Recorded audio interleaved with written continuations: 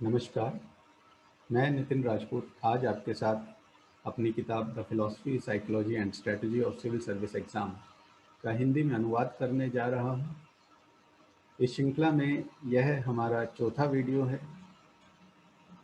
आपकी जानकारी के लिए बता दें कि हमारे पिछले वीडियोस प्लस प्रीलिम्स 2021 जो एग्ज़ाम अभी होने वाला है जून में, उसकी तैयारी के लिए हमारी टेस्ट सीरीज़ के वीडियोस अवेलेबल हैं हमारे Facebook page Nitin Rajput IAS और यूट्यूब चैनल नितिन राजपूत पर। तो आपको वहाँ से टेस्ट सीरीज़ मिल जाएंगी, प्लस जो बच्चों का सवाल रहता है, सबसे बड़ा सवाल कि आप हमें बुक्स बता दीजिए कहाँ से हमें तैयारी करनी है। तो वीडियोस के डिस्क्रिप्शन में आपको बुक्स का नाम मिल जाएगा, कहाँ से वो सवाल आपके लिए बनाए गए हैं। आपको टेस्ट सीरीज़ के बारे में एक और बात बता दें कि टेस्ट सीरीज़ बड़े स्ट्रैटेजिक तरीके से बनाई गई है। ज्योग्राफी, पॉलिटी, हिस्ट्री ये मुख्य विषय हैं। इस वजह से इनको ध्यान में रखकर काफ़ी डिटेल में इनके आपको टेस्ट मिलेंगे। और इकोनॉमिक्स, एनवायरनमेंट और साइंस एंड टेक्नोलॉजीज़ के क्योंकि ज़्यादा सवाल करंट से रिलेटेड होते हैं, इसलिए उनको करंट अफेयर्स में सम्मिलित करके करंट अफेयर्स के टेस्ट अलग से बनाए गए हैं। तो बड़े कम समय में, कम मेहनत में, कम सोर्सेज पढ़कर कैसे आप इस प्रीलिम्स 2021 को क्लियर कर सकते हैं, उसके लिए आप हमारे टेस्ट सीरीज़ अटेम्प्ट कीजिए। पहले सोर्सेज पढ़िए, उसके बाद टेस्ट सीरीज़ अटेम्प्ट कीजिए। आपके लिए काफ़ी मददगार साबित होगा। तो चलिए शुरुआत करते हैं आज के अपने टॉपिक से। पिछले भाग में हम डिस्कस कर रहे थे कि सिविल सर्विस एग्ज़ाम की तैयारी करते वक्त कैंडिडेट्स कौन सी सबसे बड़ी गलतियां करते हैं, जिसमें हमने जो पहला पॉइंट देखा था कि यूपीएससी इस सिविल सर्विस एग्ज़ाम में जिस तरीके से बदलाव ला रहा है, उस बदलाव को ना समझने के कारण कैंडिडेट्स इस एग्ज़ाम का नेचर नहीं समझ पाते, जिसकी वजह से उनको मालूम नहीं चलता कि मेंस में आंसर राइटिंग किस तरीके से करनी है। दूसरा जो बड़ी गलती दूसरी गलती जो करते हैं कैंडिडेट्स की, वह जो अपना विचार शक्ति जो बढ़ानी है, उनको डेवलप करनी है, क्रिटिकल थिंकिंग डेवलप करनी है, और जो स्पेशली टीचर के साथ जो डिस्कशन होना चाहिए, वह डिस्कशन कैंडिडेट्स का टीचर्स के साथ नहीं हो पाता है। तीसरी गलती है कि यह एग्ज़ाम क्योंकि इतना आप कठिन तो बन गया है, क्योंकि इस एग्ज़ाम के नेचर को ना जानने के कारण भी कठिन है, प्लस इंडिया का बेस्ट टैलेंट इस एग्ज़ाम को क्लियर करना चाहता है। दोनों कारणों से यह एग्ज़ाम कठिन है। उसकी वजह से, उसके बावजूद भी कैंडिडेट्स इस एग्ज़ाम को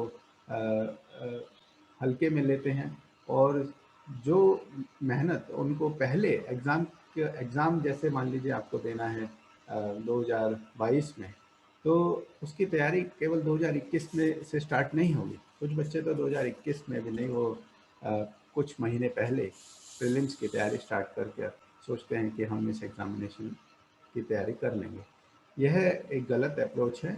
इस एग्ज़ामिनेशन की लॉन्ग टर्म प्रिपरेशन आपको करनी चाहिए। अगर वाकई में आप इस एग्ज़ामिनेशन को लेकर काफ़ी सीरियस हैं, तो आपका स्कूल से ही आप अपना पर्सनैलिटी डेवलपमेंट और अपना जो इंटेलेक्चुअल पावर, अपनी अपनी तर्क शक्ति, इन सब को डेवलप करने के लिए आपको बहुत पहले से कार्य करना होगा, ताकि जब तक आप इस एग्ज़ाम को लिखने के लिए तैयार हों, मेन एग्ज़ामिनेशन को, तब तक आप में वो काबिलियत हो कि कहीं से भी सवाल आ जाए, आप उस पर कुछ ना कुछ लिख सकें।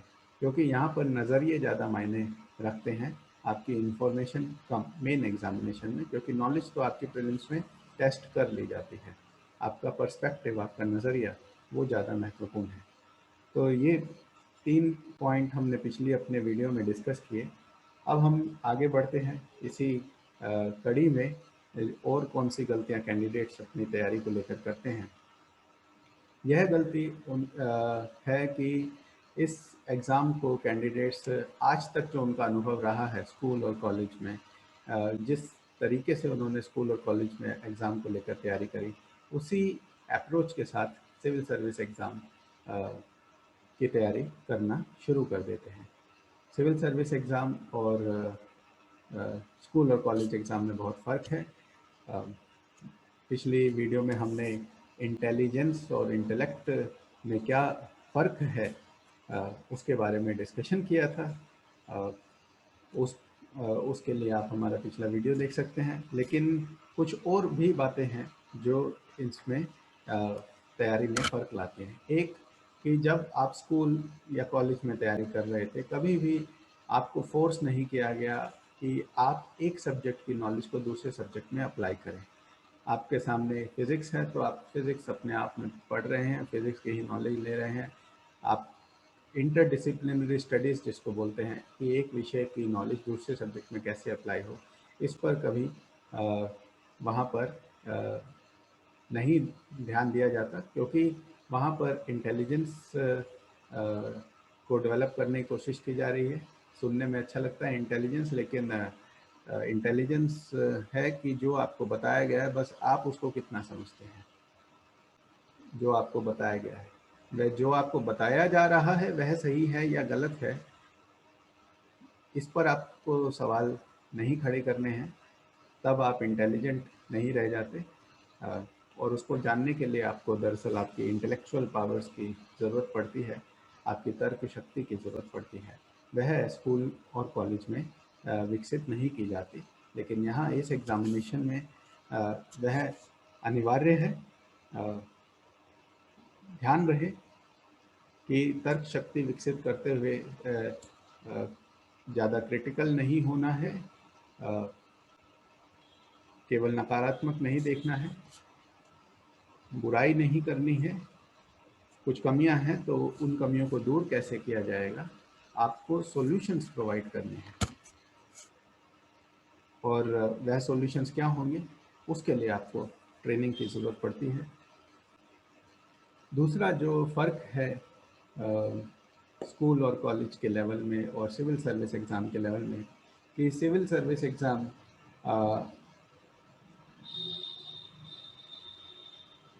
केवल व्हाट, व्हेन, वेयर, व्हाई और हाउ तक सीमित नहीं है। व्हाट माने क्या, व्हेन माने कब, वेयर माने कहाँ, व्हाई माने क्यों, एंड हाउ माने कैसे। सो कब, कैसे, कहाँ, क्यों, ये जो सवाल हैं, ये स्कूल में आपका व्हाट, व्हेन एंड वेयर, क्या, कब और कहाँ, इतना ही इस बात पर ज़्यादा फोकस रहता है। कॉलेज लेवल तक जाते हैं तो वाई और हाउ भी कुछ हद तक इंक्लूड हो जाता है, लेकिन फिर भी अ, आपके सामने कुछ स्टैंडर्ड बुक्स हैं। अ, क्योंकि उसका एक रीज़न ये भी है, क्योंकि सवाल बदलते नहीं हैं। आप प्रीवियस ईयर क्वेश्चन देखते हैं, आपको दिखाई देता है यही सवाल तो बार बार पूछे जा रहे हैं। उन्हीं सवालों के लिए मार्केट में किसी ने किताब भी लिखी है, आपने वो किताब पढ़ी, उन सवालों के जवाब दिया, तो आपको अपनी तर्क शक्ति, अपने अपने स्वयं का विवेक उसमें अप्लाई करने की ज़रूरत नहीं पड़ी। इस वजह से आपकी वो शक्ति विकसित नहीं हो पाती है। लेकिन सिविल सर्विस एग्जामिनेशन में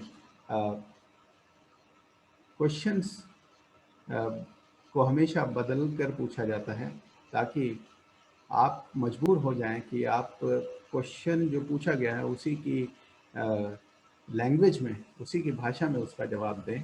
अगर आपने उसी अप्रोच पर आज तक जैसे तैयारी करी कि आपने कोई राइटर पढ़ लिया, कोई किताब पढ़ ली, कोई नोट्स पढ़ लिए, अब उसी को आपने कॉपी पेस्ट कर दिया कि वो कुछ भी पूछे हम तो वही लिखेंगे जो हम जानते हैं, तो फिर आपको नंबर नहीं मिलेंगे, क्योंकि आपको जवाब वही देना है जो आपसे पूछा गया है। आपको जो पता था आपने वो लिख दिया और शीट भर दी, तो यह शीट भरने वाला काम कॉलेजेस तक चल जाता है, सिविल सर्विस एग्जामिनेशन में नहीं चलेगा।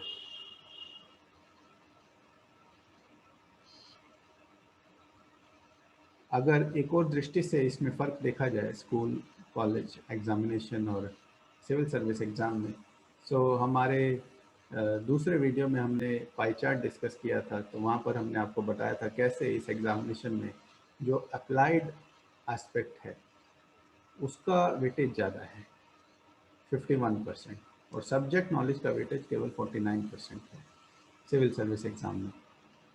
सो लेकिन आपका स्कूल और कॉलेज में आप जो तैयारी करते हैं वो 100% आपका सब्जेक्ट नॉलेज पर आधारित है। सो यह एक बहुत महत्वपूर्ण फ़र्क है। और आपका एक अगर आपने साइंस में पढ़ा है एक मोमेंटम, एक्चुअली आपका एक मोमेंटम बना हुआ है। आज तक आप जिस हिसाब से तैयारी करते आए हैं, आपने बहुत अच्छा स्कोर भी किया होगा अपने स्कूल और कॉलेज लेवल पर अगर आपने सिविल सर्विस एग्ज़ाम के नेचर के अनुसार अपनी तैयारी में आपने बदलाव नहीं किया, तो यहाँ पर आपको बड़ी मुश्किल आने वाली है। इसलिए बड़ा ज़रूरी है कि आप अपनी अप्रोच में चेंज लाएं और इस एग्ज़ामिनेशन के नेचर को ध्यान से समझें। जब इतना महत्वपूर्ण एग्ज़ाम है, इस एग्ज़ामिनेशन के नेचर को समझने के लिए अगर आप हमारे ये सारे वीडियोस देख लेंगे, हमारी किताब को पढ़ लेंगे, अगर इंग्लिश में पढ़ना चाहते हैं तो बुक अवेलेबल है पीडीएफ फॉर्म में, अन्यथा हिंदी में हमने हिंदी भाषी लोगों के लिए ये अनुवाद वाली सीरीज़ चालू की हुई है। इस वीडियो को आप पूरा देखिए, इस श्रृंखला को, तो आपको इस एग्ज़ामिनेशन का नेचर समझ में आ जाएगा। उसके बाद आप अपनी मेहनत शुरू कीजिए, अपना हार्ड वर्क शुरू कीजिए। इसके बाद जो अगली गलती कैंडिडेट्स करते हैं वह है कि कैंडिडेट्स सिलेबस का कवरेज यूपीएससी की गाइडलाइंस के अनुसार नहीं करते हैं। इसको थोड़ा डिटेल में यूपीएससी गाइडलाइंस को हम आगे करेंगे, क्योंकि इस किताब का मुख्य बिंदु ही यूपीएससी गाइडलाइंस हैं। मैं यहाँ पर उसकी चर्चा अभी नहीं करूँगा, केवल इतना कहना चाहूँगा, यूपीएससी गाइडलाइंस को अगर आपने यूपीएससी गाइडलाइंस को अच्छे से समझ लिया, तो आप उसके बाद जब आप सिलेबस पर नज़र डालेंगे, तो जो सिलेबस आपको अगर 100 दिखाई देता है, उसके बाद वो आपको 20% ही दिखाई देता है। तो केवल समझने का फेर है, इसलिए गाइडलाइंस को समझना बहुत ज़रूरी है। और गाइडलाइंस के अलावा पास्ट ईयर क्वेश्चंस में जो बदलाव हुए हैं, पैटर्न में जो बदलाव हुआ है, वो बातें भी कुछ बातें प्रूव करती हैं, जिन पर हमने अपनी पिछले वीडियो में भी चर्चा करी है और आगे भी चर्चा होगी। तो जो आपको अगर हमारी बात पर अभी विश्वास नहीं हो रहा है, आप पूरी वीडियोस जब आप देखेंगे तो आपको एक एक पॉइंट का प्रूफ आपके सामने आ जाएगा। जो हम कह रहे हैं, दरअसल हम कुछ नहीं कह रहे, यूपीएससी खुद इस बात को कह रहे हैं, लेकिन कैंडिडेट उसको समझ नहीं पाते। और कहीं ना कहीं मार्केट फोर्सेस भी इस बारे में वर्कआउट नहीं करना चाहती, कोचिंग सेंटर भी नहीं वर्कआउट करना चाहते। कुछ लोगों को लगता है कि अगर यह ज्ञान कैंडिडेट को दे दिया तो उसके बाद हमारे पास क्या बचेगा। सो इसलिए इन बातों पर ज़्यादा चर्चा नहीं करी जाती, और कैंडिडेट सीधा आज तक जिस मोमेंटम में उन्होंने तैयारी करी है उसी मोमेंटम में उसे पसंद आता है, जाते हैं सीधा कोचिंग सेंटर में, कोचिंग में बैठते हैं और जैसा नहीं होना चाहिए था उसी तरीके से तैयारी उनकी स्टार्ट हो जाती है। बच्चों की तरह वहाँ बैठ जाते हैं, टीचर के साथ कोई डिस्कशन नहीं। 300 बच्चों का, 400 बच्चों का बैच, टीचर आ रहे हैं, माइक पर पढ़ा रहे हैं, आपने कोई सवाल पूछ लिया तो आपको खुद लगेगा कि मैंने गलती कर दी, क्लास डिस्टर्ब हो गई। सो ऐसी तैयारी के साथ जब आप इस एग्ज़ाम की तैयारी करेंगे, इस प्रकार की तैयारी के साथ जब आप एग्ज़ाम लिखेंगे, तो आपको काफ़ी कठिनाई आपके लिए पैदा होने वाली है। अगली जो गलती कैंडिडेट्स करते हैं वह है कि वह पूरा सिलेबस फिनिश नहीं करते। अब ये पूरा सिलेबस फिनिश ना करने के कुछ कारण हैं। पहले तो क्योंकि यूपीएससी गाइडलाइंस को ढंग से नहीं समझा, उसके अ, उसके मार्गदर्शन में सिलेबस को तैयार करने की कोशिश नहीं की गई, तो सिलेबस आपको एक बहुत बड़ा विशाल दिखाई देता है और उसका कवरेज करते करते आपको लगता है कि पूरा कवर नहीं हो सकता। आपके मन में कहीं ना कहीं इस प्रकार भी भाव होते हैं कि सब क्वांटिटेटिव है। आप आपको लगता है सिलेक्शन तो इतने परसेंटेज पर हो जाता है, 100% मार्क्स तो यहाँ नहीं आते सिविल सर्विस एग्जामिनेशन में। सो कुछ टॉपिक्स अगर छूट भी जाएंगे तो हमारा काम चल जाएगा, इसलिए हम सिलेबस पूरा सिलेबस करने की ज़रूरत नहीं है। ऐसी धारणाओं के साथ कैंडिडेट सिलेबस को पूरा नहीं करते हैं और इसी कारणवश उनको काफ़ी कठिनाई आती है, क्योंकि कोई गारंटी तो नहीं है कि यूपीएससी कौन से एरिया पर ज़्यादा फोकस कर ले, किस साल कहाँ से ज़्यादा सवाल आ जाए। प्लस ये आपकी एक बड़ी गलत धारणा है, क्योंकि इस धारणा के साथ आप क्योंकि एग्जामिनेशन को क्वांटिटेटिवली देख रहे हैं, क्वालिटेटिवली नहीं देख रहे हैं, तो क्वांटिटेटिवली देखने की वजह से आपने ये है तय कर लिया कि हम इतना प्रतिशत सिलेबस तैयार करेंगे। और तैयारी, ये पहला डिसीजन ही आपका, क्योंकि आप नेचर को नहीं समझे, गलत है। दूसरा, आप तैयारी करेंगे अपने आज तक की जो आपकी अप्रोच थी, बुकिश अप्रोच के साथ, तो जैसी आपकी तैयारी उसी हिसाब से आपके आंसर वहाँ पर एग्जामिनर के सामने प्रदर्शित होंगे। तो आपके जब वो बुकिश आंसर्स प्रदर्शित होंगे तो आप कभी भी इस एग्ज़ामिनेशन को क्लियर नहीं कर सकते। जितना आप ओरिजिनल लिखेंगे, खुद सोच कर लिखेंगे, एग्ज़ामिनर को साफ-साफ पता चलता है कौन ऑन द स्पॉट अपनी थिंकिंग के साथ लिख रहा है और कौन केवल कॉपी पेस्ट अप्रोच के साथ किताबों का पढ़ा हुआ, नोट्स का पढ़ा हुआ वहाँ पर रेप्लिकेट कर रहा है। तो इसलिए यह एक बहुत बड़ी गलती है, इस गलती से आप कृपया बचिए। अगली गलती जो कैंडिडेट्स करते हैं वह बहुत बड़ी गलती है, और मैं इस बात पर फोकस करना चाहता हूँ कि आप लोग अपने चरित्र के विकास पर ध्यान नहीं देते। जब चरित्र की बात आती है, देखिए, अ, चरित्र यहाँ पर अ, आपका चरित्र सिविल सर्विस एग्जामिनेशन के पॉइंट ऑफ व्यू से हम बात कर रहे हैं। जो पेपर नंबर 4 जीएस में आपका ऐड किया गया है, जिसमें एथिक्स, इंटीग्रिटी एंड एप्टीट्यूड बोला गया है। तो एथिक्स मोरालिटी, आपकी इंटीग्रिटी जो है ऑनेस्टी, और आपकी जो एप्टीट्यूड, एप्टीट्यूड माने आप उस सेवा में जाने के लिए किस हद तक उसमें फिट बैठते हैं, वह है एप्टीट्यूड। तो ये पेपर को इंक्लूड करने का मकसद ही यही था कि कैंडिडेट्स उस प्रकार के नहीं आ रहे थे जैसा आगे गवर्नमेंट्स को चाहिए थे, आगे Lal Bahadur Shastri national academy of administration Mussoorie को चाहिए थे। सो इस वजह से अ, ये बदलाव किए गए हैं।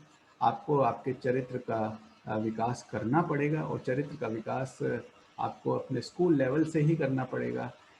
चीज़ें बहुत बेहद आसान हैं, जितना आप सोच रहे हैं उससे कहीं ज़्यादा आसान है, लेकिन केवल सही मार्गदर्शन की ज़रूरत है। मार्गदर्शन ना होने के कारण कई स्टूडेंट्स में लीडरशिप कैपेबिलिटी है, वह भी अपने लीडरशिप को प्रूव नहीं कर पाते।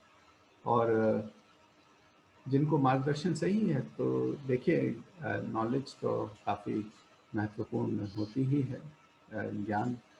सो या लीडरशिप पोटेंशियल होना और लीडरशिप को प्रेजेंट करना, ये दोनों कुछ अलग बातें हैं।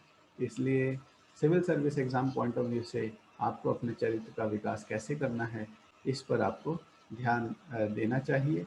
काफ़ी मदद आपको हमारी इस किताब से मिलेगी, इसको आप ढंग से पढ़ेंगे।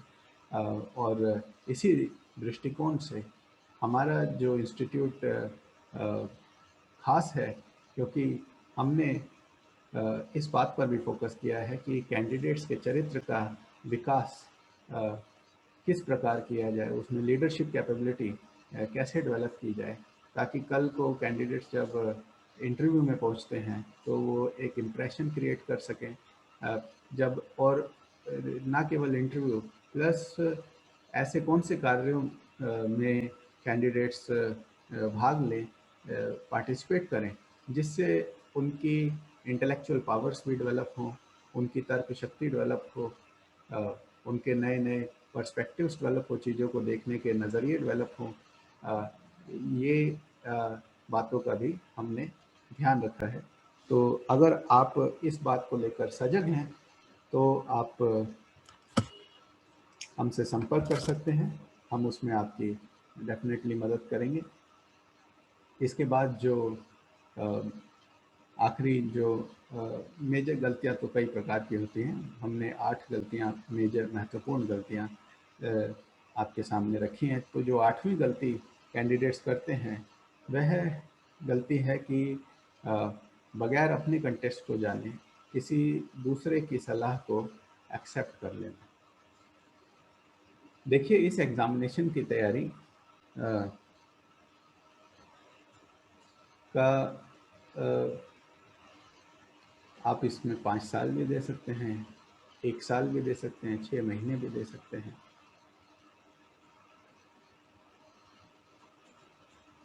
और 6 महीने वाला भी इस एग्जामिनेशन को निकाल सकता है अगर सही तरीके से उसने करी हो। लेकिन वह कौन सा व्यक्तित्व है जो 6 महीने की तैयारी से इस एग्जामिनेशन को निकाल सकता है? उसमें और आप दोनों बातों में फ़र्क है। एक 28-29 साल का नौजवान जिसने अपने अपने आप को स्कूल में, कॉलेज में भी प्रूव किया हुआ है, अपना करियर भी जिसने वहाँ पर भी अपना एक अच्छा मुकाम हासिल किया, दुनिया जहान की नॉलेज ली और उसके बाद एग्ज़ामिनेशन को टाइम देने के लिए अपनी नौकरी छोड़कर फुल टाइम तैयारी कर रहे हैं, तो ऐसे व्यक्तित्व, ऐसे लोग इस एग्ज़ामिनेशन को 1 साल में भी निकाल सकते हैं। अब आप ऐसा देखेंगे कि वह व्यक्ति जो है उन्होंने 6 महीने तैयारी करी और जो है एग्ज़ामिनेशन को निकाल लिया और आपने वह सब अचीव नहीं किया अपने लाइफ में। आप नज़र उठाकर देख लीजिए। देखिए, जब मैं गवर्नमेंट स्कूल बोलता हूँ तो basically majority of the government school की बात चल रही है, जहाँ पर अभी भी शिक्षा व्यवस्था इतनी अच्छी नहीं है। हालांकि बदलाव आ रहे हैं, गवर्नमेंट स्कूल्स में भी आजकल आपको स्मार्ट लर्निंग, स्मार्ट क्लासेस दिखाई दे रही हैं। लेकिन उसके बावजूद भी जो लीडरशिप डेवलपमेंट की बात होती है, वहाँ पर कमी रह जाती है। आप अपना नज़र उठाकर देखेंगे, अगर आप मोस्टली प्राइवेट स्कूल्स में नज़र डालेंगे तो कुछ बच्चे आपको दिखाई देंगे कि वह इन, क्षमा कीजिए, नेटवर्क प्रॉब्लम के कारण हमारा आपसे संपर्क टूट गया था। तो हम बात कर रहे थे कि अगर आप थोड़ा-सा नज़र उठाकर देखेंगे, अगर आप स्कूल में अभी कैंडिडेट हैं, स्टूडेंट हैं, तो आपको दिखाई देगा कैसे कुछ कैंडिडेट्स एक्स्ट्रा करिकुलर एक्टिविटीज़ के प्रति बेहद सजग हैं।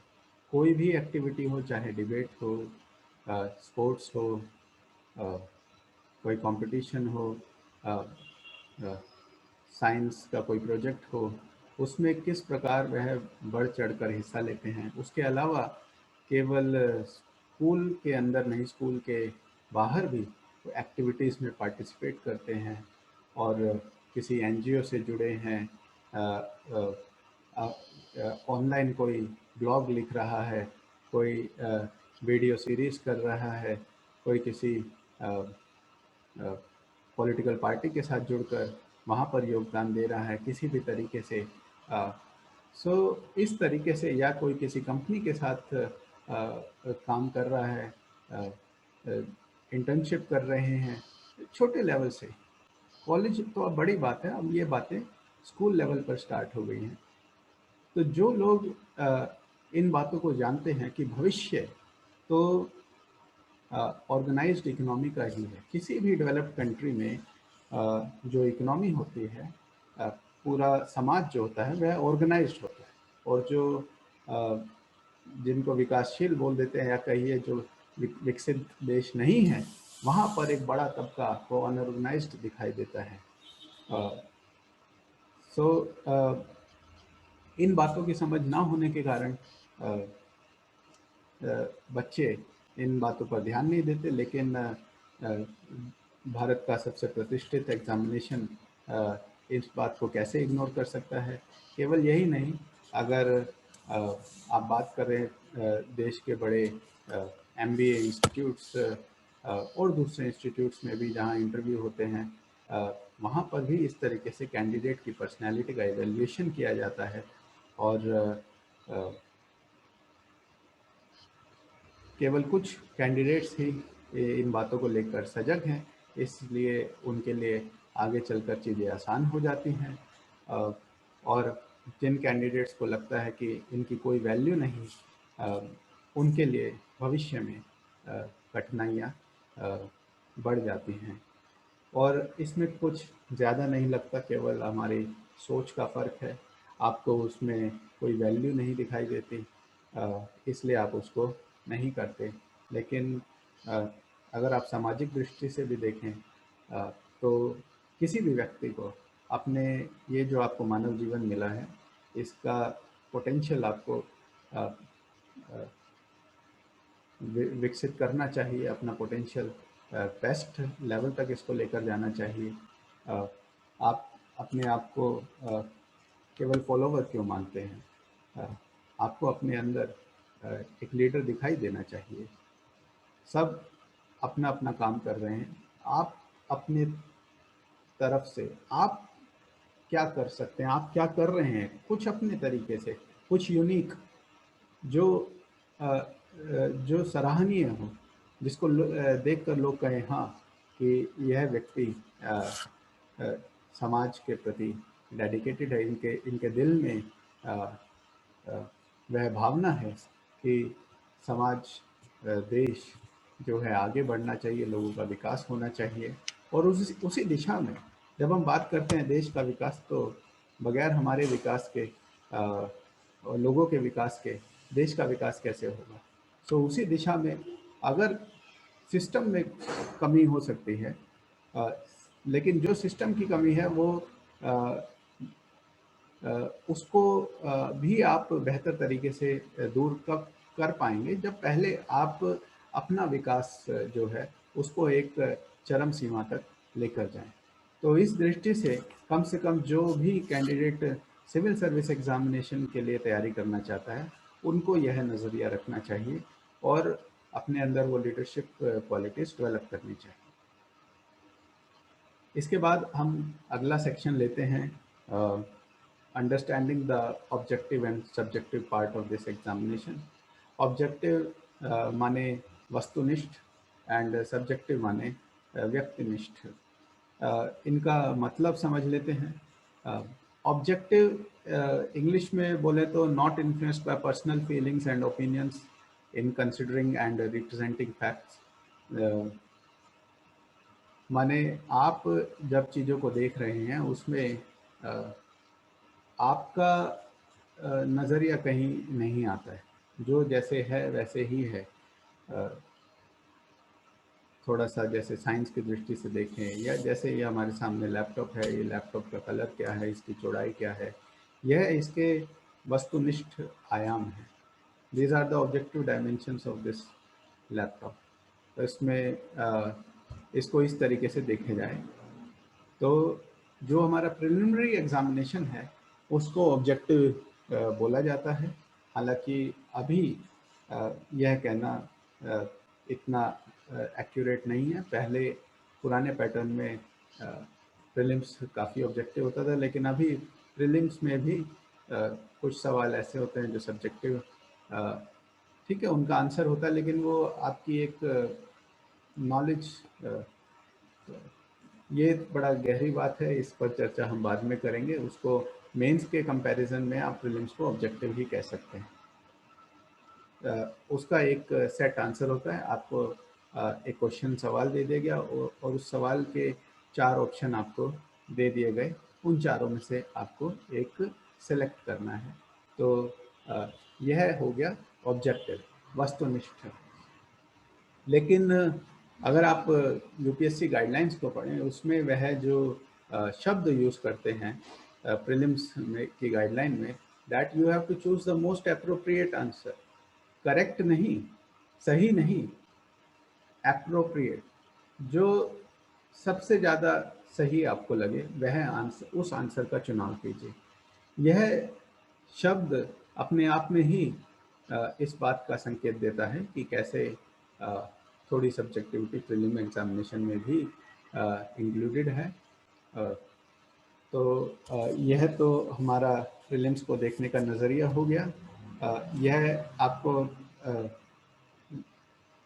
जनरली इस तरीके से लोग बता देते हैं, और प्रीलिम्स को केवल ऑब्जेक्टिव अप्रोच के साथ देखना सही नहीं होगा, क्योंकि उसके बाद आप बुकिश अप्रोच पे चले जाते हैं। जहां आपकी तैयारी बुकिश अप्रोच से हुई, वहां पर आपने अपना मेंस की तैयारी को ख़राब कर लिया। इसलिए मेंस और प्रीलिम्स की तैयारी को कृपया इंटीग्रेट करके चलें, ना केवल मेंस रिटन बल्कि इंटरव्यू को भी इंटीग्रेट करके चलें अपनी इस सिविल सर्विस एग्ज़ाम की तैयारी को लेकर। उनको कृपया अलग अलग ना देखें।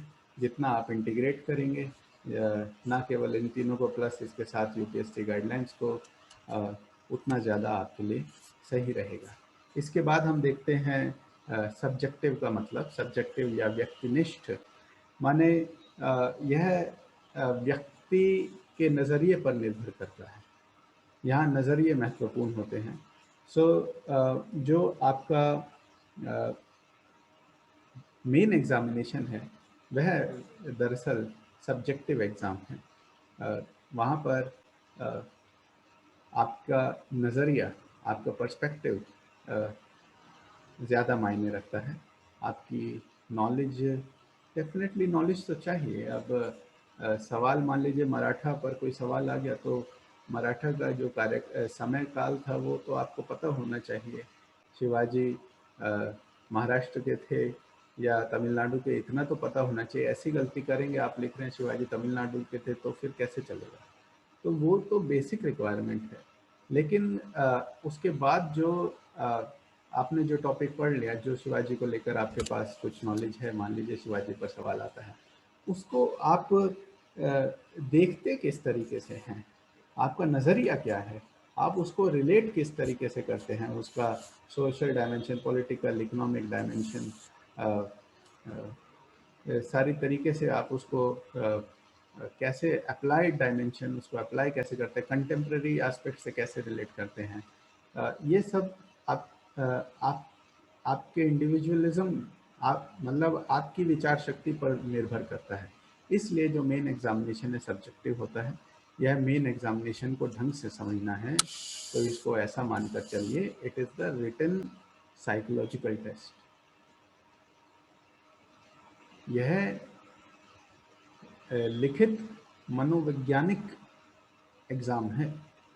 वहाँ आपका चरित्र टेस्ट हो रहा है, आपकी सब इंडिविजुअलिटी टेस्ट हो रही है। उसको सब्जेक्टिव रखने के पीछे यही मंशा है। अब ये सब्जेक्टिव आप कहेंगे कि यूपीएससी है सब्जेक्टिव वर्ड यूज़ नहीं करता है, तो वो यूज़ करते हैं मेंस के लिए कन्वेंशनल एसे टाइप। यह एसे टाइप, इस फ्रेज का इस्तेमाल यूपीएससी ने किया हुआ है। तो ये एसे क्या होता है? एसे माने निबंध, सब्जेक्टिव ही तो होता है।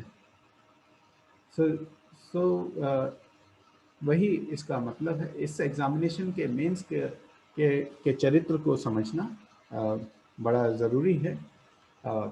और मान के चलिए कि आप अपने हाथों से आप क्या हैं वह लिख कर दे रहे हैं यूपीएससी को। आपकी यहाँ पर सब्जेक्ट नॉलेज चेक नहीं हो रही कि मुझे तो सब आता है, मैंने कॉन्स्टिट्यूशन के सारे आर्टिकल्स पढ़ लिए।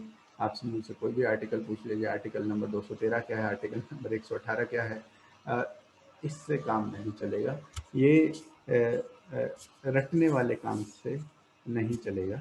वह अगर आप कहीं आर्टिकल नंबर भूल भी जाते हैं, वह कम गलती है, और उसको आप उस ऐसी गलतियों को ढक सकते हैं। आपको आर्टिकल पता होना चाहिए, जो जो आपका उस आर्टिकल की अहमियत पता होनी चाहिए, उसका एप्लीकेशन पता होना चाहिए, तो आपको नंबर मिल जाएंगे। केवल इस अप्रोच के साथ रट्टा लगाने के कि संविधान को रट्टा लगाकर आप सोच रहे हैं कि हमको नंबर मिल जाएंगे, तो यह सही नहीं है। ये एग्जामिनेशन का जो चरित्र है वह प्रीडोमिनेंटली सब्जेक्टिव है, यह आपको समझना पड़ेगा। और इसी अप्रोच के साथ आप इस एग्जामिनेशन की तैयारी करिए। आखिर में हम आपसे एक बात और कहना चाहते हैं, क्योंकि यह नॉलेज जो सिविल सर्विस एग्ज़ाम की नॉलेज है, इतनी महत्वपूर्ण नॉलेज है, यह अ, अ, किसी भी नागरिक के लिए ज़रूरी है। अ, और इसी दृष्टिकोण के साथ, इसी उद्देश्य के साथ हमने अ, एक ऑनलाइन एजुकेशन प्लेटफॉर्म स्टार्ट किया है, विद्या आधार अकेडमी, जिसमें हम हमारे स्टूडेंट्स को free of cost civil service examination की फाउंडेशन क्लासेस प्रोवाइड करेंगे। उसके अलावा management and leadership classes, public speaking and debate, computer classes, यह भी हम विद्याधार अकेडमी के ज़रिए, जो कि एक ऑनलाइन एजुकेशन प्लेटफॉर्म है, हम ऑल ओवर इंडिया कैंडिडेट्स को स्कूल लेवल पर उनको ट्यूशन्स के साथ साथ सिविल सर्विस एग्जामिनेशन की knowledge free of cost provide करेंगे, ताकि यह जो ज्ञान है, जो नॉलेज है, यह इतना सीमित ना रहे, क्योंकि इस एग्जामिनेशन की कठिनाई को देखते हुए ही लोग इसकी तरफ आगे बढ़ते नहीं हैं, और इसी कारणवश इस ज्ञान से दूर रह जाते हैं। हमारा उद्देश्य है कि यह ज्ञान ज़्यादा से ज़्यादा कैंडिडेट्स को मिले, बच्चों को मिले, जो हमारे भविष्य के नागरिक हैं, जिनके जो आगे जाकर इस देश को संभालने वाले हैं, जो इस वक्त एक बड़े गंभीर समय से गुजर रहे हैं, क्योंकि उन्हें लगता है कि काफ़ी अच्छा हो रहा है, लेकिन हर तरफ से उनके सामने इतने विचार प्रस्तुत हो रहे हैं, इतने दृष्टिकोण प्रस्तुत हो रहे हैं, कहीं ना कहीं बोलने को उन्हें लगता है हम बोल सकते हैं, लेकिन अगर बोलने को कह दिया जाए तो बोल नहीं पाते हैं। और अगर वाकई में आपको लगता है आप बोल सकते हैं, तो देखिए हमारे पास प्लेटफॉर्म है, हमारी तरफ से आपको लीडरशिप सर्टिफिकेट्स भी प्रोवाइड किए जाएंगे। अगर आप डिबेट कर सकते हैं, पब्लिक स्पीकिंग कर सकते हैं, तो आप उनसे संपर्क कर सकते हैं। चलिए, अब हम आपसे अनुमति चाहते हैं। अगले वीडियो में हम आपके साथ डिस्कस करेंगे प्रीलिम्स के लिए आपको कौन सी बातों का ध्यान रखना चाहिए, टिप्स फॉर प्रीलिम्स क्या होंगी।